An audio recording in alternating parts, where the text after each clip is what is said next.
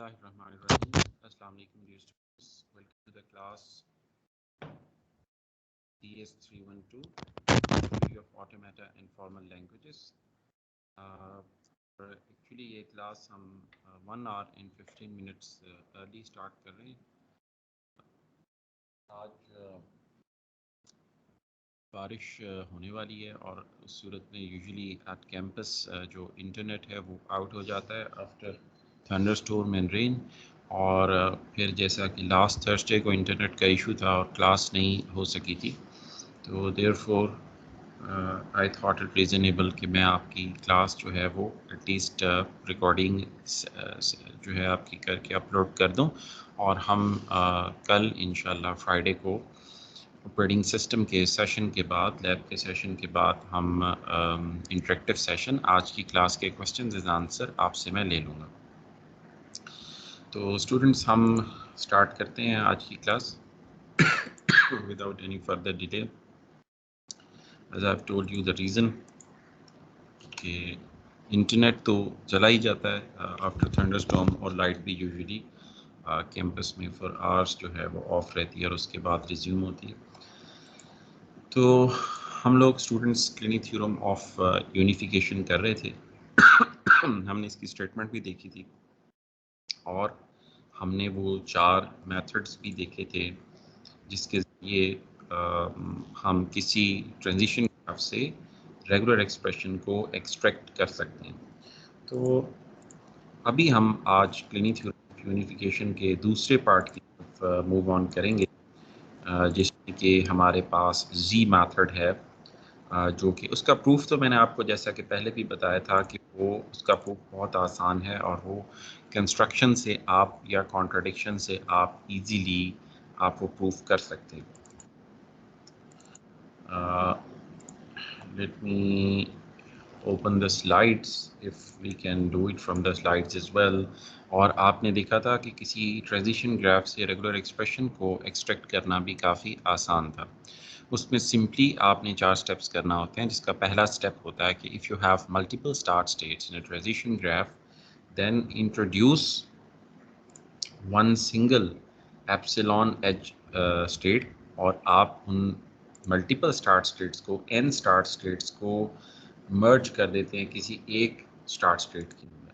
तो ये उसका जो है वो तरीक़ेकार था. तो वैसे तो हमने जी मेथड जो है वो we have to do it on board. हम देख लेते हैं अगर हमारे पास इसकी if I have some examples saved from last time, तो हम इसको उस तरह से कर सकते हैं. अदरवाइज हम जो है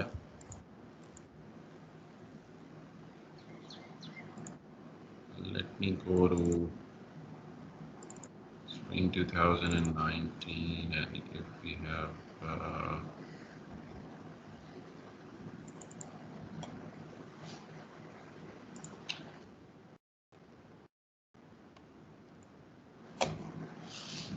okay, you would do it from the book because तो हमने कल देखा था स्लाइड से स्टूडेंट्स के मेथड 2 में आप मल्टीपल फाइनल स्टेट्स को मर्ज करते हैं, फिर आप मल्टीपल एजेस होते हैं उनको मर्ज करते हैं, और फिर नोड्स को ट्रंकेट करके आप जो कंकैटिनेशन करते हैं सिग्मा की वो परफॉर्म करते हैं, और इस तरह हमें कोई भी जो ग्राफ है वो ऑब्टेन हो जाता है. तो एक तो हमने इसका प्रूफ देखा, और फिर हमने ट्रांजिशन ग्राफ से रेगुलर एक्सप्रेशन को एक्सट्रैक्ट करना सीखा. आज हम इस चैप्टर की जो दूसरी मेजर पॉइंट है वो है इसके अंदर एक से ज़्यादा FSAs को कंबाइन करना. अगर आपके पास 2 FSA हैं तो उनको टेक्निकली किसी मेथड से, किसी तरीके से कंबाइन करना, सेम लाइकली जैसे हमने ऑब्टेन की थी. और बाकी जैसे मैंने आपको कहा, converting a regular expression into FSA, ये आप कंस्ट्रक्शन से प्रूफ कर सकते हैं बहुत आसानी के साथ. हाँ जी, ये एग्जांपल आ गई थी हमारी. आप देखें हमारे पास 2 FSAs हैं. एक FSA स्टूडेंट्स आपको ये नज़र आ रहा है जो कि लैंग्वेज X है, और दूसरा FSA आपको नज़र आ रहा है जो कि लैंग्वेज Y है. और आपको ये एफएसए देखकर याद आ गया होगा कि ये एफएसए कौन सी लैंग्वेज का है। ये एफएसए आपके पास है इवन लैंग्वेज का। जो उम्मीद है आपको याद आया होगा, ये इवन लैंग्वेज का एफएसए है। तो इन दोनों एफएसएस को हम क्लिनिक थ्योरम ऑफ यूनिफिकेशन के जी मेथड के थ्रू कंबाइन करेंगे। ये इनकी ट्रांजिशन टेबल्स हैं जो कि अब आप बड़े आराम से डेल्टा जो है वो निकाल सकते हैं, बल्कि 5 टपल पूरे के पूरे एक्सट्रैक्ट कर सकते हैं। तो आप इजीली डेल्टा को भी एक्सट्रैक्ट कर सकते हैं इसमें से। तो इसका स्टार्ट हम स्टूडेंट्स कैसे करते हैं? हमने इसको स्टार्ट जो है वो करना है इसकी टेबल के साथ। अब मैं आपको रिकमेंड करूँगा कि आप अपने कंप्यूटर पे, जब आप ये लेक्चर सुन रहे हैं, आप अपने कंप्यूटर पे बुक खोल लीजिए और 109 जो यहाँ पे पेज आ रहा है इसको ओपन कर लीजिए। और मैं इसको पेंट के अंदर, नोटपैड के अंदर इसको मैं जो है वो अब आपको लेके जाऊँगा, ताकि हम इस ट्रांजिशन टेबल की हेल्प से देखें कि किस तरह से ये मर्ज होंगे। हमें जी ग्राफ जो है वो इसका बनाना है। So let me share with you guys. मैं आपसे शेयर करता हूँ, बल्कि why not I should share the whole desktop with you. Okay okay, अब आपसे जो है वो पूरा डेस्कटॉप मेरा शेयर हो रहा है एंड यू गाइस कैन सी। आप लोग देख सकते हैं पीडीएफ भी और नोटपैड भी आपको एट अ टाइम जो है वो नज़र आ रहा है। अब हम ज़रा जी मेथड बनाना शुरू करते हैं। देखिए हमारे पास Z1 एक ऐसी स्टेट है जो कि मुश्तमिल होगी X1 पे या Y1, ठीक है। अच्छा, अब आप देखें कि Z1 को हमने ले लिया X1 या Y1, और ये इसने बुक में भी यहाँ पे स्टेट किया हुआ है। अब Z1 आपकी स्टार्ट स्टेट है, तो हमने यहाँ पे स्टार्ट स्टेट लगा देना। अब आपका अगला क्वेश्चन होगा कि यहाँ पे एक प्लस भी नज़र आ रहा है, तो हम वापस उन ग्राफ्स की तरफ चलते हैं। देखें Z1 किसके बराबर है, X1 या Y1। अगर X1 या Y1 में से एक भी स्टेट फाइनल स्टेट होगी तो Z1 के साथ हम अटैच करेंगे प्लस भी, यानी कि प्लस माइनस दोनों अटैच होगा। तो Z1 हमारी Z है जी कंबाइन ग्राफ, X ग्राफ और Y ग्राफ यानी X लैंग्वेज और Y लैंग्वेज का कम्बिनेशन है Z लैंग्वेज। हमने देखे X1 बना लिया, हमारे Z1 बना लिया। अब हमने इसी तरह से Z2 बनाना है। अच्छा, Z2 अब कैसे बनेगा? अब देखें Z1 एक स्टेट बन गई है, ठीक है, आपको नोटपैड नज़र आ रहा होगा। तो हमारे पास सिग्मा आई क्या है, A और B। तो Z1 पे जब हम A रीड करेंगे तो हमें क्या मिलेगा? Z1 से मुराद है यानी X1 पे A रीड करें तो आप जा रहे हैं X2 पे। Y1 पे अगर आप A रीड करें तो आप जाते हैं Y3 पे। तो ये हमें X2 और Y3 ऑब्टेन होगा। क्या X2 Y3 Z1 के बराबर है? नहीं, इसे हमने नाम दे दिया Z2 का। तो ये आपके पास हो गया Z2। अब हम Z1 पे ज़रा B रीड करते हैं। Z1 से मुराद X1 या Y1। X1 पे जब आप अच्छा, अब देखें X2 और Y3 में से कोई फाइनल स्टेट है? नहीं, इसलिए हमने Z2 के साथ प्लस का साइन नहीं लगाया। स्टार्ट स्टेट तो FS से एक ही बार आएगी, लेकिन हमने Z2 के साथ प्लस का साइन नहीं लगाया। बी में देखिए, अब आप X1 पे यानी Z1 पे B रीड करने से मुराद है कि आपने X1 पे B रीड करना है। तो X1 पे B रीड करें, आप वापस X1 पे आ जाते हैं। Y1 पे ज़रा B रीड करें तो आप देखें कि आप Y2 पे चले जाते हैं। क्या X1 Y2 का पेयर पहले एग्जिस्ट करता है Z1 में या Z2 में? नहीं, तो इसे आप नाम दे लीजिए Z3 का। क्या X1 Y2 में से कोई फाइनल स्टेट है? नो, लिहाजा हम इसके साथ प्लस नहीं लिखेंगे। तो स्टूडेंट्स अब देखें आपके पास नोड्स कितनी हो गई जी ग्राफ में, Z2 और Z3। FS क्या कहता है कि हर स्टेट में हर QI के एलिमेंट के लिए यूनिक एज होना चाहिए सिग्मा आई का। तो हमें Z2 भी प्लॉट करना है। So we are going to plot Z2 and which is equal to X2 Y3। और अब हम देखते हैं Z2 पे अगर हम A रीड करें तो क्या आएगा। X2 पे आप A रीड करके देखिए, आप कहाँ जा रहे हैं? X3 पे। y3 पे a रीड करके देखिए, y3 पे a रीड करें तो आप कहाँ जा रहे हैं, y1 पे। y1 is a final state, remember x3 y1। अब क्या x3 y1 पहले z1 z2 या z3 में से किसी स्टेट में मौजूद है, नहीं, लिहाजा हम इसे नाम दे देते हैं z4 का। और क्योंकि x3 भी फाइनल स्टेट है और y1 भी फाइनल स्टेट है, तो z4 से पहले आपके पास प्लस आ जाएगा। इसी तरह अब स्टूडेंट्स आपने z2 पे रीड करना है b। z2 से क्या मुराद है, x2 y3। x2 पे आप जरा b रीड करें, आप वापस x1 पे चले गए। y3 पे जरा b रीड कीजिए तो आप कहाँ गए, y4 पे। तो हमने y4 लिख दिया। अब आपने देखना है कि x1 y4 का पेयर पहले आया, नहीं, यानी कि ये z5 हो गया।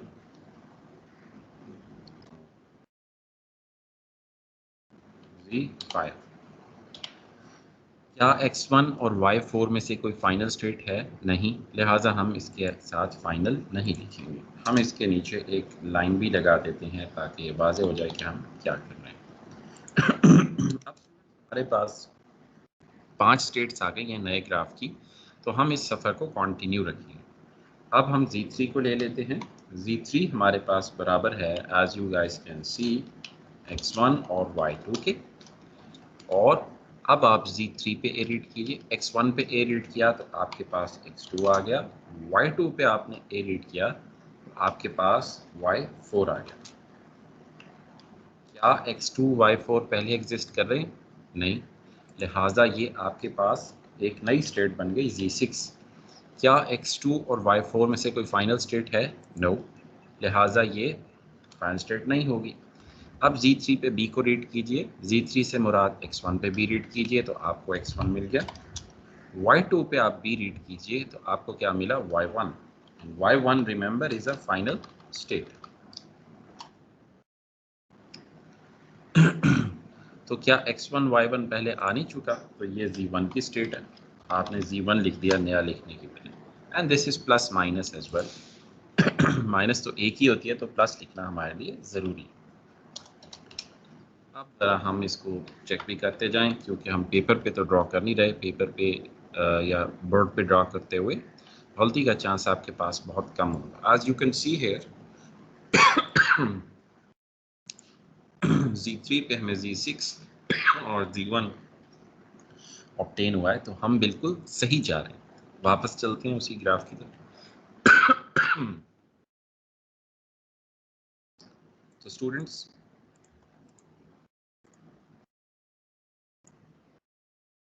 I was just seeing if some of you is present or not.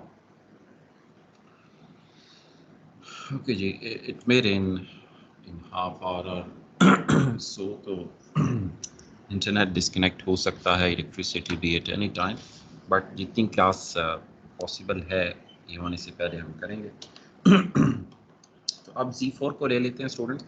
Z4 हमारे पास एक प्लस स्टेट है और Z4 हमारे पास बराबर है x3 y1। अब ज़रा Z4 पे रीड कीजिए A। तो Z4 से मुराद है x3 पे आप A रीड करें तो आप x3 पे रहते हैं, remember x3 is a final state. y1 पे अगर आप A रीड करें तो आप y3 पे चले जाते हैं। अब हमारे पास x3 y3 आ गया। क्या x3 y3 पहले मौजूद है, नो, तो हमने इसे नाम दे दिया Z7 का। क्या x3 और y3 में से कोई फाइनल स्टेट है, yes, x3 is final state, तो हमने Z7 को फाइनल स्टेट का नाम दे दिया।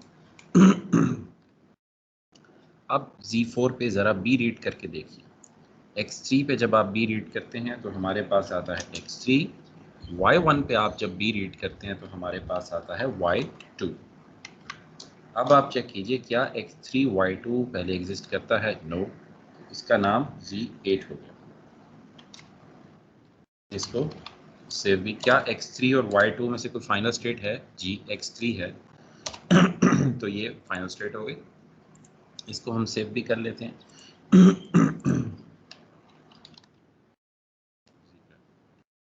तो इसी तरह से स्टूडेंट्स आप देखें आपके पास कितनी स्टेट्स आ चुकी हैं, अब तक 8 हैं।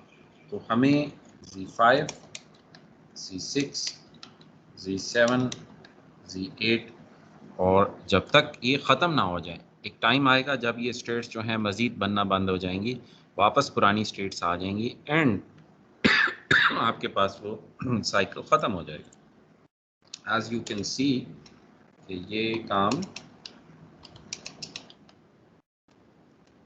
Z12 तक आप ग्राफ में देख सकते हैं और Z4 के बाद आपके पास Z7 प्लस स्टेट है। Z8 तक तो हम बना चुके हैं, देखें Z7 Z8 भी प्लस स्टेट है। यहाँ तक हम बिल्कुल सही जा रहे हैं। Z11 भी एक प्लस स्टेट है और Z12 भी एक प्लस स्टेट है। अब स्टूडेंट्स आप ये देख सकते हैं कि हम किसी दो एक्शंस को, किसी दो लॉजिक्स को Kleene theorem of unification Z method के थ्रू यूनिफाई कर सकते हैं।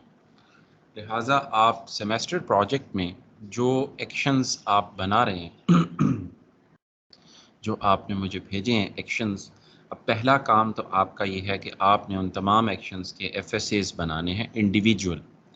अच्छा, उसके बाद आपने ये, खैर इस वीक का काम FSA तक ही होगा, अगले हफ्ते में आपने उन्हें यूनिफाई करना होगा। अब आपका सवाल हो सकता है, अब ये इसी तरह से आप बना लीजिएगा जैसे मैंने आपको समझाया Z12 तक। आपका क्वेश्चन एक हो सकता है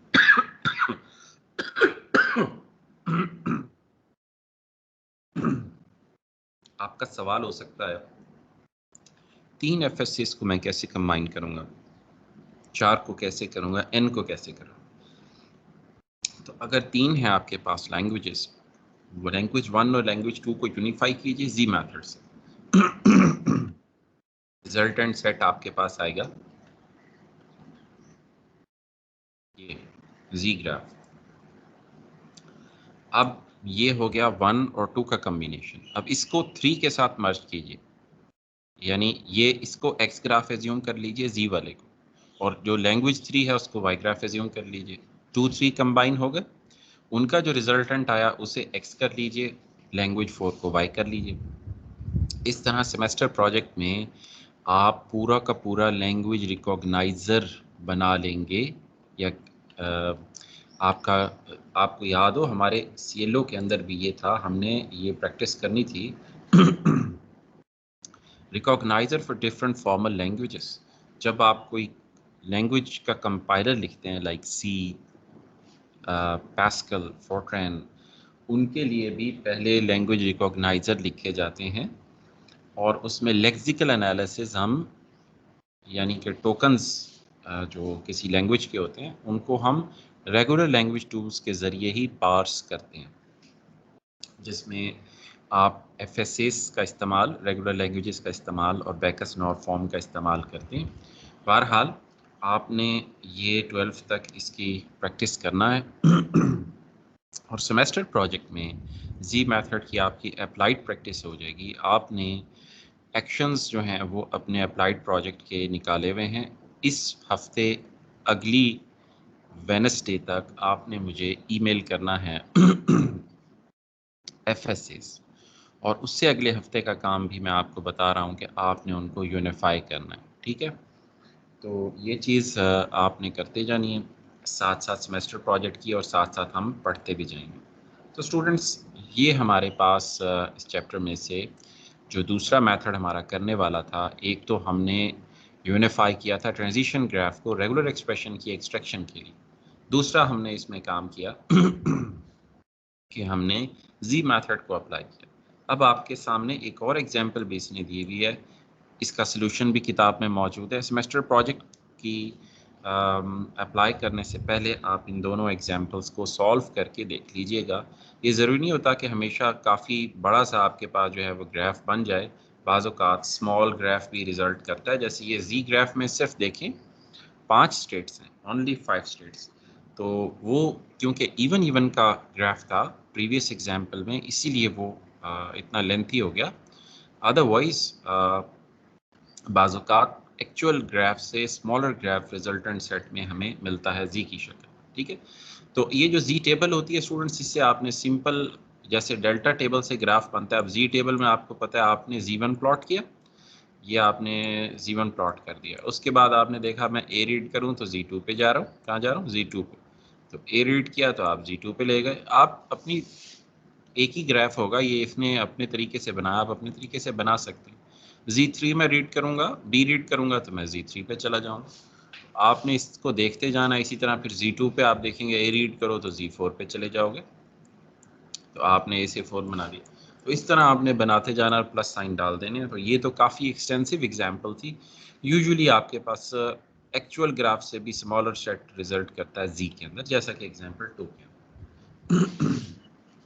तो ये तो हो गया जी हमारा क्लीनी थ्योरम ऑफ यूनिफिकेशन का चैप्टर आपके पास कंप्लीट। तो इसकी आपने जो है स्टूडेंट्स वो प्रैक्टिस करना है as much as you can. जैसा कि मैंने पहले बताया था कि इसका प्रूफ कंस्ट्रक्शन से भी आपके पास हो जाता है। उस प्रूफ के अलावा आपने इस चैप्टर में से एक ट्रांजिशन ग्राफ का unification method to extract regular expression करना है और एक जी मेथड करना है। और उसका जो प्रूफ है उसका लॉजिकल प्रूफ क्लीनी थ्योरम का हम पिछली क्लास में कर चुके हैं। तो यहाँ पे जो हमने इसमें से कवर करना था वो हमारा कंप्लीट हो जाता है। जो इसने दिया हुआ है प्रूफ ऑफ 3, आपको इसको एज सच फॉलो करने की ज़रूरत नहीं है। आपको जो मैंने आर्ग्यूमेंट्स दिए थे पिछली लेक्चर में, आप कंस्ट्रक्शन से या कॉन्ट्रडिक्शन से उसको इजीली आप प्रूफ कर सकते हैं। इसने अपनी लॉजिक लगाई है जो कि स्टूडेंट्स के लिए थोड़ी सी बाज़ औक़ात मुश्किल हो जाती है। आप बड़ी आसानी से उसको कंस्ट्रक्शन के ज़रिए जो है, ये इसने जी मेथड यहाँ पे आगे एग्जांपल्स दी हुई हैं काफ़ी सारी। तो आप बस वो 2 एग्जांपल्स कर लीजिए और बाकी आपने अपने सेमेस्टर प्रोजेक्ट के अंदर से वो काम जो है वो करना है। ये अभी इसमें जी मेथड कंटिन्यू है डिफरेंट एग्जांपल्स के साथ, लेकिन आपके प्रोजेक्ट में अगर 20 के करीब लैंग्वेजेस हैं तो आपको काफ़ी अच्छा खासा जी मेथड अप्लाई करना पड़ेगा। तो आप इसमें से 2 एग्जांपल ले लीजिए और उसके बाद अपने सेमेस्टर प्रोजेक्ट पे अप्लाई कीजिए, क्योंकि इसमें एबीज से रिलेटेड हैं और उसमें आपके पास अप्लाइड वर्क मौजूद है। और करना चाहें तो यहाँ से भी आप देख सकते हैं, it's not a big issue.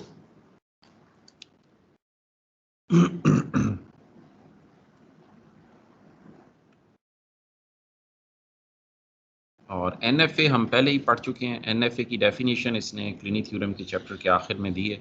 मैं आपको एनएफए की 5 टपल डेफिनेशन भी बता चुका हूँ, उसके एग्जांपल्स भी दिखा चुका हूँ और हाइपोथेसिस 1 में उसकी जगह भी बता चुका हूँ कि ओवरऑल इसकी प्लेस जो है वो आपके पास कहाँ पर लाई करती है। ठीक है। और एनएफए और क्लीनी थ्योरम का वैसे ही पुराना साथ है। ट्रांजिशन ग्राफ जो आपने स्टेप 1 अप्लाई करना है वो अप्लाई ही एनएफए के ऊपर आपके पास होगा। ठीक है।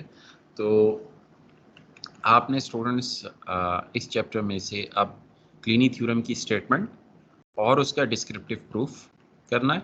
उसके बाद आपने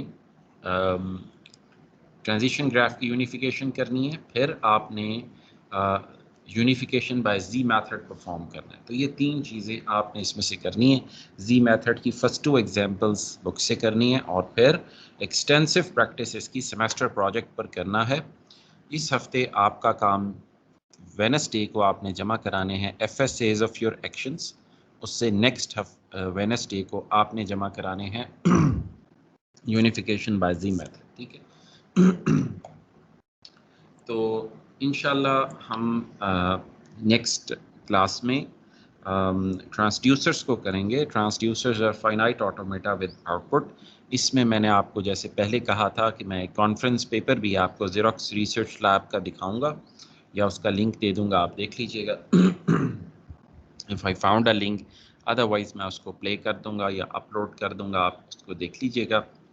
उसमें उसने application of transducers of computer theory बताई हुई है और कुछ फ्यूचर प्रॉस्पेक्ट्स कंप्यूटर थ्योरी के अंदर की क्या रिसर्च चल रही है आजकल ज़ीरोक्स रिसर्च लैब में पालो आल्टो के अंदर, वो उसने डिस्कस किया। और ज़ीरोक्स रिसर्च लैब आपको पता ही होगा स्टूडेंट्स कि आपका जो बड़ी बड़ी इन्वेंशंस हैं जिनको corporations like Microsoft and Apple ने इनकैश किया, वो यूएस डिपार्टमेंट ऑफ डिफेंस के अंडर एक नॉन प्रॉफिट ऑर्गेनाइजेशन है सिलिकॉन वैली में, ज़ीरोक्स रिसर्च लैब पालो आल्टो। उसकी मरहून मिन्नत है। जैसा कि माउस से इनपुट का ताल्लुक है ह्यूमन कंप्यूटर इंटरेक्शन में, ये ज़ीरोक्स रिसर्च लैब की इन्वेंशन है। और मेरा ख्याल है मैं आईसीटी के कोर्स में कंप्यूटर क्रॉनिकल्स के प्रोग्राम में से आपके साथ वीडियो भी शेयर कर चुका हूँ। उसका लिंक रिफ्रेश कर दूंगा अगर आपको क्यूरोसिटी हो। इसी तरह से आपके पास जो इंटरनेट आप आज देखते हैं, ये नेटवर्क्स TCP/IP, इसमें भी उनकी कंट्रीब्यूशन है, यूएस डिपार्टमेंट ऑफ डिफेंस की और ज़ीरोक्स की। और इसी तरह से आप अगर टच को देखें, जिसको एप्पल ने इनकैश किया 21st सेंचुरी में अपने आईफोन्स में, आईपॉड्स में, वो भी ज़ीरोक्स रिसर्च लैब के अंदर ही उस पर रिसर्च हुई थी। और क्योंकि वो नॉट फॉर प्रॉफिट ऑर्गेनाइजेशन है, वो अपनी काम पब्लिश कर देते हैं और उनकी ऑर्गेनाइजेशंस जो इस्तेमाल करती हैं आइडियाज़ को, वो उन्होंने अच्छा खासा इससे प्रॉफिट गेन किया। तो हम ट्रांसड्यूसर्स की बात करेंगे, उसमें एक कॉन्फ्रेंस पेपर भी देखेंगे जिसका ताल्लुक, लेकिन हम क्लास के टाइम में शायद ये एक्टिविटी नहीं करेंगे, या आपने ख़ुद घर पे देख लेना होगा, या मैं रिकॉर्डेड फॉर्म में इसे अपलोड कर दूंगा ताकि आप जो है ज़रा बेहतर अंडरस्टैंडिंग ले सकें फ्यूचर प्रॉस्पेक्ट्स की, कि किस चीज़ पे काम हो रहा है। और मैं उसे डिस्कस ज़रूर करूँगा, एक्सप्लेन भी कर दूँगा शॉर्टली जब आप उसे देख लेंगे। जैसे आपको पहले मैंने इमिटेशन गेम्स का कहा था, और फिर हमने टेक्स्ट बुक के चैप्टर 1 से बेसिकली हमने उसे डिस्कस किया था, और पहले आप देख चुके थे, लिहाजा आपको बैकग्राउंड का आइडिया हो गया था। तो हमारी जो अगली क्लास होगी उसमें हमने फाइनाइट ऑटोमेटा विद आउटपुट, इस किताब में तो बस मूर एंड मीले मशीन दी हुई हैं, लेकिन ट्रांसड्यूसर्स एक पूरी दुनिया है, और इस बुक में सिर्फ 2 ही हैं, बड़े इंट्रोडक्टरी लेवल के। लेकिन हम weighted transducers, machines with output, बुनियादी तौर पे इसमें इस टॉपिक का नाम है मशीन्स विद आउटपुट, जिसमें टेप्स होती हैं। आप ये देखें, ये हमारा लास्ट टॉपिक है चैप्टर 8, और ये 10 वीक पूरे हो जाते हैं, 6, 7, 8, 9, 10 वीक्स। 10 वीक्स तक का आपका ये काम है, जो कि हम इंशाल्लाह अगली क्लास में मंडे को हम कवर कर लेंगे। ये काफ़ी, इस बुक में तो सिर्फ 2 ही मशीन्स दी हुई हैं, तो हम वो 2 मशीन्स कर लेंगे और हमारा काम जो है वो पूरा हो जाएगा। तो फिर आगे आप देखें कि थोड़ा सा कोर्स पेस्ड है, पेस पे जा रहा है। नॉन रेगुलर लैंग्वेज और कॉन्टेक्स्ट फ्री ग्रामर्स, ये 2 चैप्टर्स में से हमने अपने टॉपिक्स करने हैं सिलेबस के हिसाब से। तो ये हम 2 वीक्स में परफॉर्म करेंगे, यानी कि अगला हफ्ता और उससे नेक्स्ट वीक। और फिर आपके पास PDAs, non context free language और ट्यूनिंग मशीन्स, इसके लिए हमारे पास तकरीबन 3 वीक्स जो हैं वो अवेलेबल हैं। तो देखें, हम इंशाल्लाह सिलेबस अपना मुकर्ररा वक्त में कंप्लीट कर लेंगे। आप देखें कि आपने 3 जुलाई को कैंपस पर आना है, तो हमारे पास रफली इस हफ्ते को मिला के 4 वीक्स हैं। तो नेक्स्ट वीक में हमने ये करना है non regular languages and CFG, और इंशाल्लाह उससे अगले हफ्ते में PDAs, फिर नॉन कॉन्टेक्स्ट फ्री और फिर ट्यूरिंग मशीन। कोर्स का रिवीजन जब आप कैंपस पे साइकोमोटर इवैल्यूएशन के टाइम आएंगे तो हम उस टाइम कर लेंगे। तो इंशाल्लाह will cover all the syllabus, हम पूरा सिलेबस इंशाल्लाह इसमें कवर करेंगे। तो अभी मैं आपसे ये शेयर करता हूँ। तो स्टूडेंट्स, हमारी आज की स्टडी ऑब्जेक्टिव्स में क्लीनी थ्योरम ऑफ यूनिफिकेशन को कंप्लीट करना पहला स्टडी ऑब्जेक्टिव। दूसरा स्टडी ऑब्जेक्टिव हमारा ये था कि सेमेस्टर प्रोजेक्ट की डिस्कशन, और वो हम इंशाल्लाह अब कल लैब के डिमॉन्स्ट्रेशन, लैब डेमो के और आपके क्वेश्चन आंसर सेशन के बाद कल इंशाल्लाह हम सेमेस्टर प्रोजेक्ट की जो आपकी अब तक की प्रोग्रेस है असाइनमेंट 1 में, उसको भी डिस्कस करेंगे। और अगले हफ्ते जो आपने FSAs डिज़ाइन करने हैं उसके मामले में भी मैं आपकी क्यूरीज लूँगा। और ऑब्वियसली आज की क्लास का जो आपको नहीं समझ आया होगा तो उसके मामले में भी हम डिस्कशन करेंगे।